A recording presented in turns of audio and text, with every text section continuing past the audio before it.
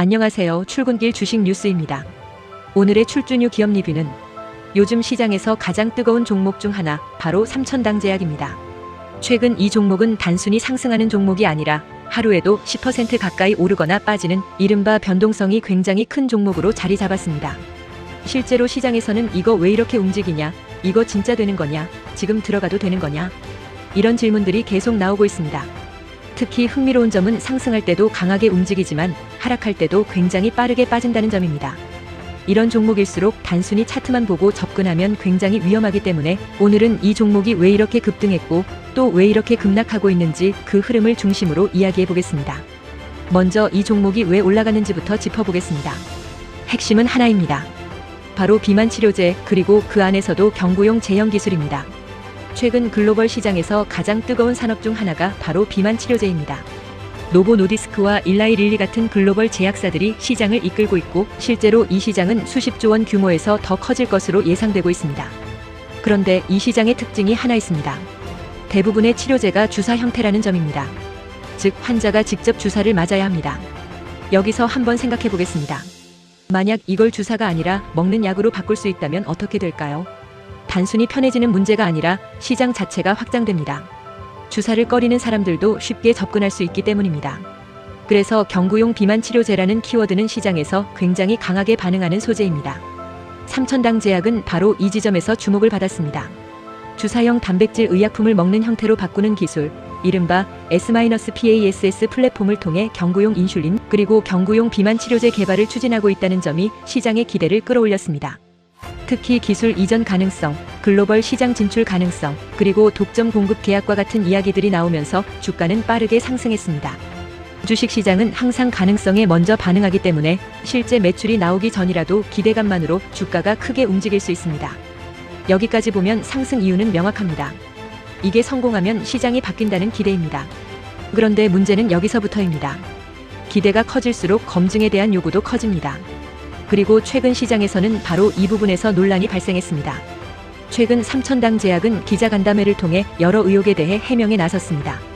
가장 크게 언급된 부분은 블록딜, 즉 대규모 지분 매각 이슈였습니다. 약 2,500억 원 규모의 블록딜이 세금 납부 목적이었다는 설명이 있었고 이후 이를 철회하고 주식담보대출 등 다른 방식으로 세금을 납부하겠다는 입장을 밝혔습니다. 동시에 S-PASS 플랫폼 기술, 그리고 경구용 인슐린과 비만 치료제에 대한 의혹에 대해서도 해명을 진행했습니다. 여기서 중요한 포인트는 기술 자체에 대한 설명입니다. 삼천당제약은 S-PASS 기술이 기존의 흡수 촉진제와는 다른 방식이며 특히 SNAC-프리, 즉 기존 노보 노디스크가 사용하는 흡수 촉진제 없이도 경구 흡수가 가능하다는 점을 강조했습니다. 이건 굉장히 중요한 주장입니다. 왜냐하면 현재 경구용 GLP-1 치료제는 특정 흡수 촉진제에 의존하고 있고 그 부분에 대한 특허가 존재하기 때문입니다. 삼천당제약은 이 특허를 회피할 수 있는 독자적인 기술을 가지고 있다는 점을 강조하면서 특허 침해 리스크가 없다고 설명했습니다. 또한 FDA 관련 문서와 EMA 임상 신청 자료 등을 공개하면서 기술의 신뢰성을 강조했습니다. 하지만 시장의 반응은 기대와는 달랐습니다. 오히려 주가는 하락했습니다. 왜 그럴까요? 이 부분이 굉장히 중요합니다. 시장은 단순히 설명했다는 사실보다 확정된 결과를 더 중요하게 보기 때문입니다. 특히 바이오 종목에서는 이 차이가 더 큽니다. 아무리 기술을 설명하고 자료를 공개해도 실제 임상 결과, 실제 계약, 실제 매출이 나오기 전까지는 항상 의심이 남습니다. 그래서 이번 해명 역시 일부 투자자들에게는 설명은 했지만 아직 검증된 건 아니다라는 신호로 받아들여졌습니다. 또 하나 중요한 부분은 심리입니다. 이미 주가가 크게 상승한 상태에서는 작은 불확실성에도 시장이 민감하게 반응합니다. 특히 단기 자금이 많이 들어온 종목일수록 이런 반응은 더 강하게 나타납니다. 상승할 때는 기대가 과하게 반영되고 하락할 때는 불안이 과하게 반영됩니다. 그래서 이런 종목은 정상적인 가격이라는 개념이 흐려지는 구간이 발생합니다. 실제로 삼천당제약은 해명 이후에도 주가가 크게 하락하면서 시장의 냉담한 반응을 보여주었습니다. 이건 단순히 기업의 문제가 아니라 시장이 기대를 어떻게 해석하고 있는지를 보여주는 사례입니다. 그럼 여기서 다시 질문으로 돌아가 보겠습니다. 이 종목은 왜 이렇게 크게 움직일까요? 정답은 간단합니다. 기대와 의심이 동시에 존재하기 때문입니다. 성공하면 시장을 바꿀 수 있는 기술이라는 기대, 하지만 아직 완전히 검증되지 않았다는 의심. 이 두 가지가 동시에 존재할 때 주가는 가장 크게 흔들립니다. 그래서 삼천당제약은 지금 좋다 vs 나쁘다로 단순하게 평가할 수 있는 종목이 아니라 가능성이 큰 만큼 변동성도 큰 종목이라고 보는 것이 더 정확합니다. 이제 투자 관점에서 정리를 해보겠습니다. 이런 종목을 볼 때 가장 중요한 질문은 이것입니다. 나는 가능성에 투자하는 사람인가 아니면 결과에 투자하는 사람인가?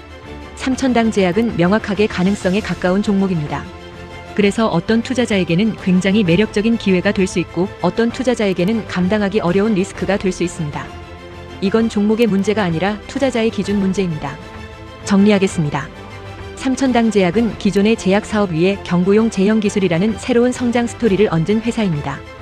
특히 비만 치료제라는 글로벌 시장과 연결되면서 기대감이 크게 형성되었습니다. 하지만 동시에 임상 기술 검증, 계약 확정이라는 여러 단계의 불확실성이 존재합니다. 그리고 바로 이 기대와 리스크의 충돌이 주가에 큰 등폭을 만들어내고 있습니다. 그래서 이 종목을 볼 때는 단순히 가격이 아니라 기술의 현실성, 글로벌 경쟁 구도, 그리고 실제 결과가 어떻게 나오고 있는지를 계속 체크해야 합니다. 오늘 출근길 주식 뉴스에서는 삼천당제약이 왜 급등했고 왜 급락하고 있는지 그 구조를 중심으로 이야기해봤습니다. 이런 종목일수록 감정이 아니라 구조로 접근하는 것이 중요합니다. 오늘 내용이 도움이 되셨다면 좋아요와 구독 부탁드립니다. 앞으로도 더 깊이 있는 분석으로 찾아뵙겠습니다. 감사합니다.